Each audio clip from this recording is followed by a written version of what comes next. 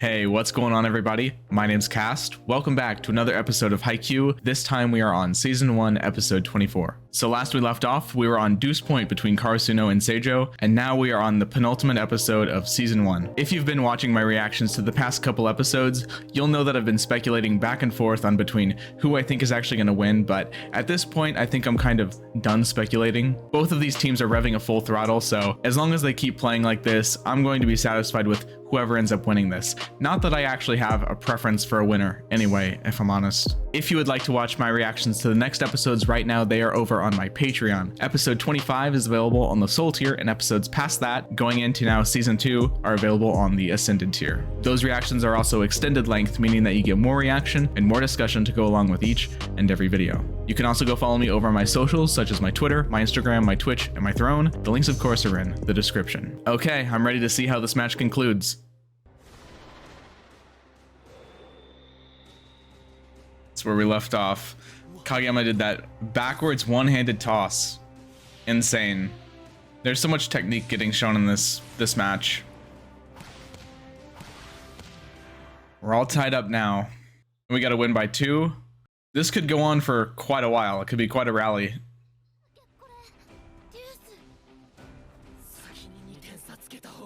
Yep. All right, let's do it. Episode 24, removing the solitary king. Okay. Removing it. From Kageyama. What does that mean? I don't know. Also, this is a sick chant. Probably the best chant we've heard yet. God, this has got to be so nerve-wracking for them.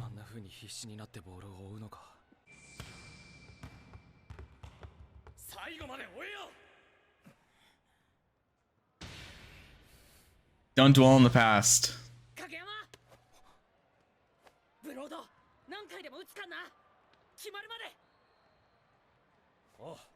I love how he's always there to reel him back in.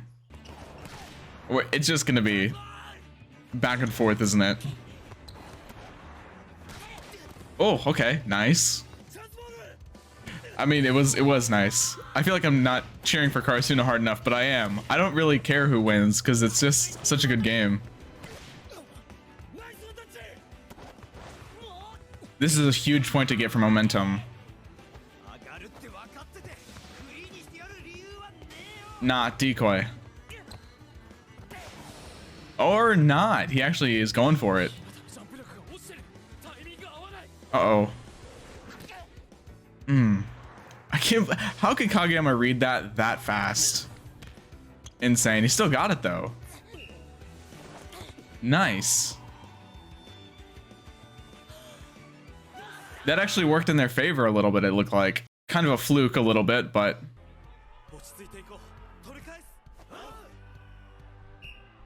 They're remaining nice and calm, though. That's what they have to do. Very clean. Good job.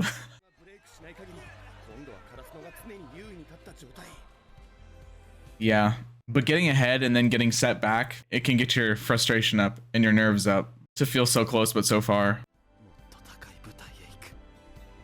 I think this is a good moment to remind everybody.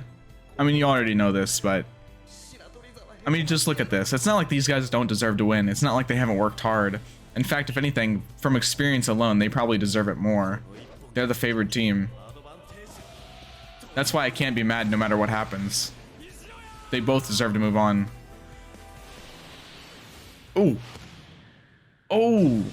What? Wait, that was a really good read by Noya. I wonder if Noya actually saw that was going too far or just didn't react in time. You know what's interesting about this right now? Is that both points Karasuno's gotten so far feel kind of like flukes almost. Capitalizing off Hinata's barely hit, you know, spike and Oikawa's mess up. But you can't rely on that sort of stuff forever.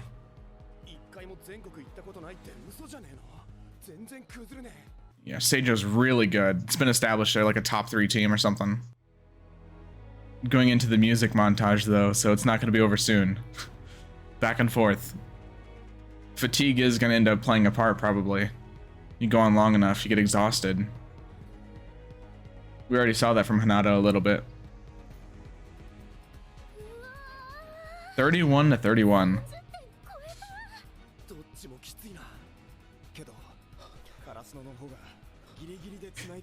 They gotta be so tired.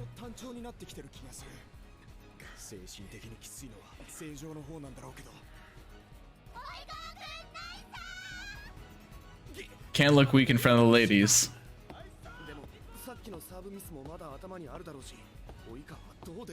He's been there too many times. I don't think it'll mess with them too much.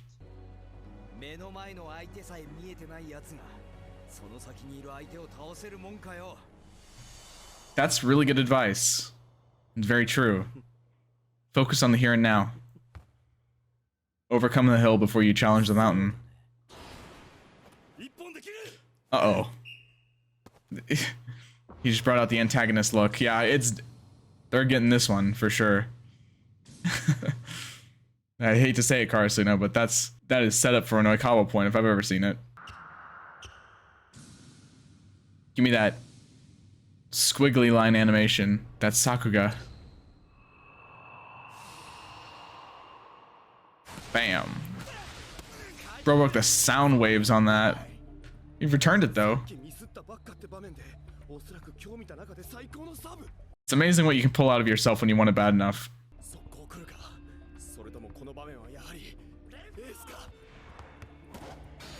It's a fake. Is it? Ooh, he can do quicks too.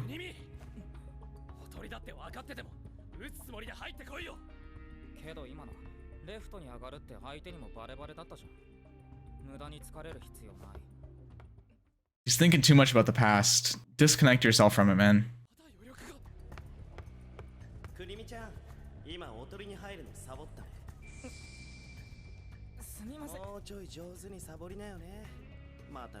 Oikawa's doing what Kageyama didn't do, and he's capitalizing on how the player is, you know? Exactly. Goes back to what Suga was saying, or not Suga, the other guy. Utilize how they are at 100%. Yep. He's learned that lesson. Ooh, the feint, yeah. Damn.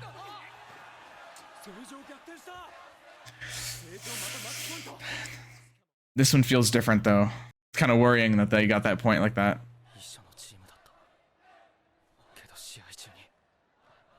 He looks so exhausted. He's under better leadership now, I hate to say it, but we know that.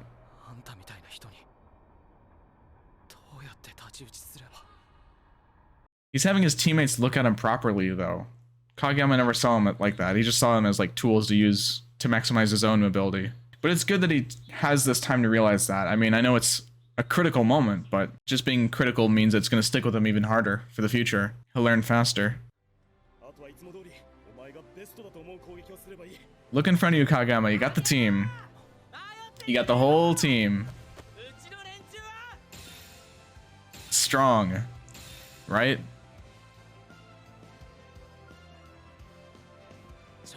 Yeah. Yep. That sentiment was very much drilled into him.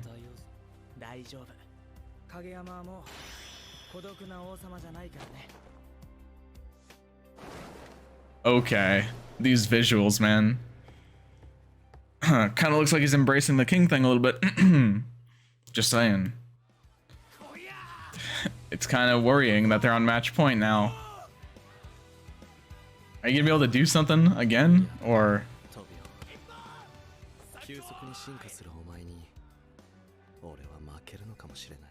yeah, it's gotta be worrying. Seeing how far Kageyama's come in such a short time of being on Karasuno, Oikawa knows that his time as the Great King might be limited. He's doing a little floater hit again. Nice. It's okay. Just get it back. It's very methodical. Come on now. Oh no. Just back and forth. But he's got height. Right? Yeah. Noya, nice. Okay.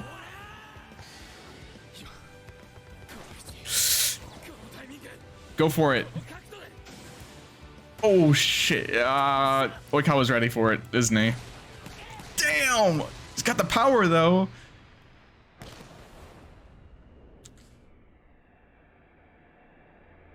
Yeah, they did see it coming.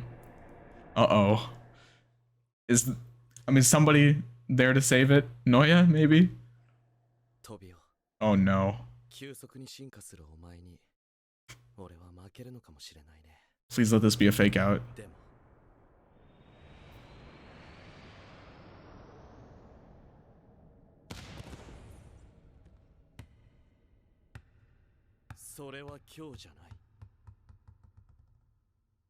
Damn.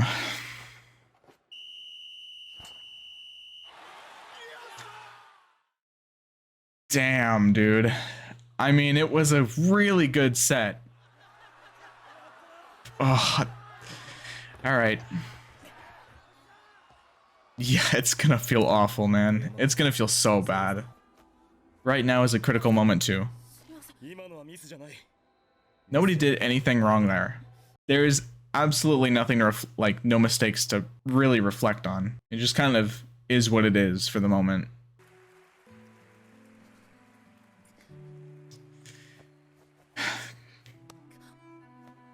Oh, I've got so much to think about, so much to say. This is so critical for those two, especially. It's gonna hurt them both in very interesting, separate ways.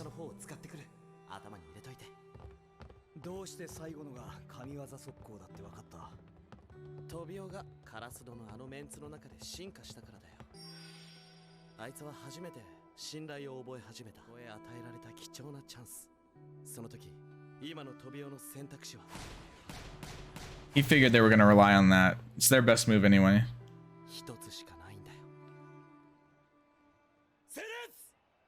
You did a good job.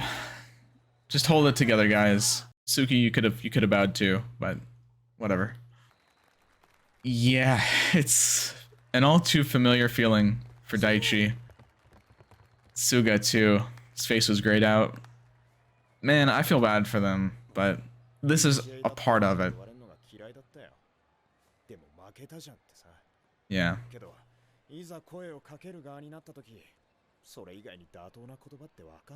It's part of the game. Man, I have so much I want to say. I need to stop and talk about it. Okay, so I realize this might sound strange to say, but I'm gonna say it anyway. I think that this was actually a good outcome. I think that Karasuno, especially the younger players like Hinata, Kageyama, I think they needed this loss. Because you have to really keep in mind that loss is a catalyst for growth. And this anime has shown us that firsthand many times over. Think back to Daichi's loss. Think back to Asahi's loss. Think back to Oikawa's loss. All of them felt that pain and that suffering, and they ended up becoming better players because of it. To be completely honest with you, and in just the spirit of keeping things 100% transparent, I actually felt like this was what was likely going to happen just from like a meta storytelling perspective. It just goes back to the conversation I had many episodes ago whenever I discussed how the show was gonna like portray winning and losing and like what route it was gonna take with winning and losing. I was very adamant the fact that Karasuno can't just like step into their first big tournament and overcome all odds and beat every team, especially a team like Seijo, which is seeded to be like one of the best teams in the just in general.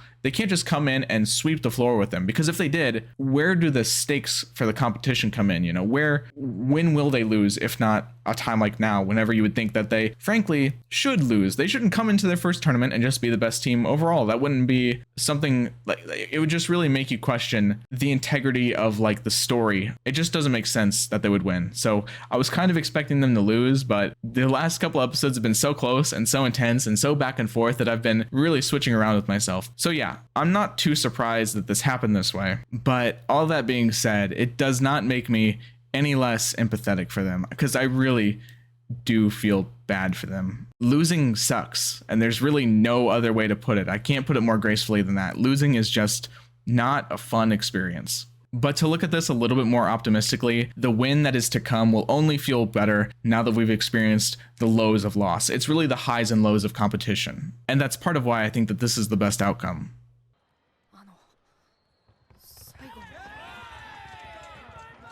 Don't worry about it, Hinata.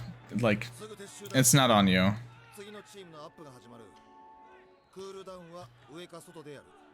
I really don't think it's set in for them yet. I think they're just shocked still. The fact that there's no tears being shed yet kind of makes me think that. It's such a defining moment. It really is. I feel especially bad for Kageyama though. He's a good leader himself, he recognizes that.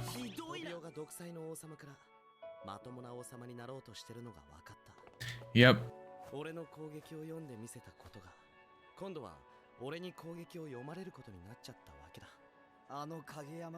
It's a big thing to be recognized from Oikawa like that though. Like the fact that Oikawa recognizes that is really cool. I think he knows, like, he knows that if Kageyama keeps going in this positive direction, then he's going to be even more formidable for Oikawa in the future, you know? It's still sinking in for them. Maybe. I think it is for Kageyama.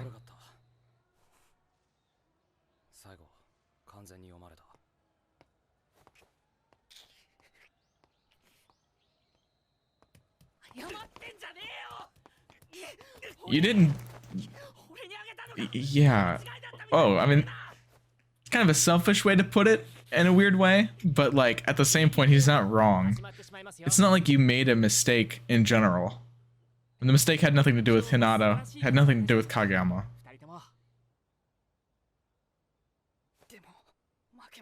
There's more to it than that though. You played your hearts out. Which is why it hurts even more. To lose a game that's close, it hurts more than just getting shut out, I feel like.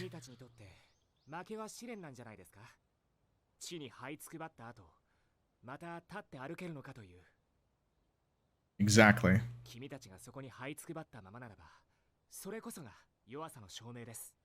It's about getting up. Winning and losing are part of the game.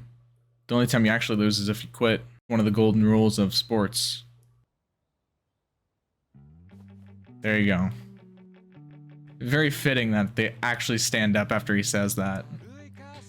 Aw, oh, man, you're gonna cue the outro music now?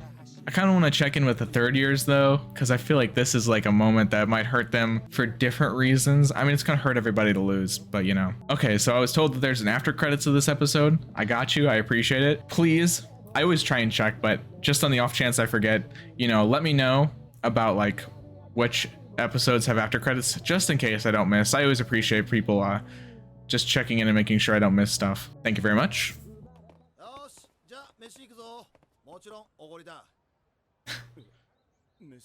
He's gonna pay for the whole team. Is that why he worked all those extra shifts? Don't tell me you didn't work up an appetite.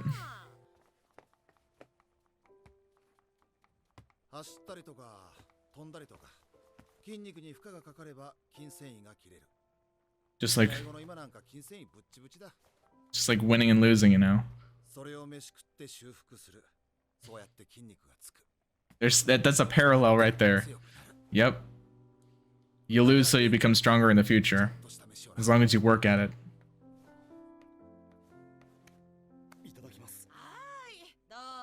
Enjoy it. Savor the taste. It's gonna be a bittersweet one. The pain of losing only makes you want to win more though, you know? I haven't eaten today, this is making me hungry. You can keep that one though, I'm good. There it is.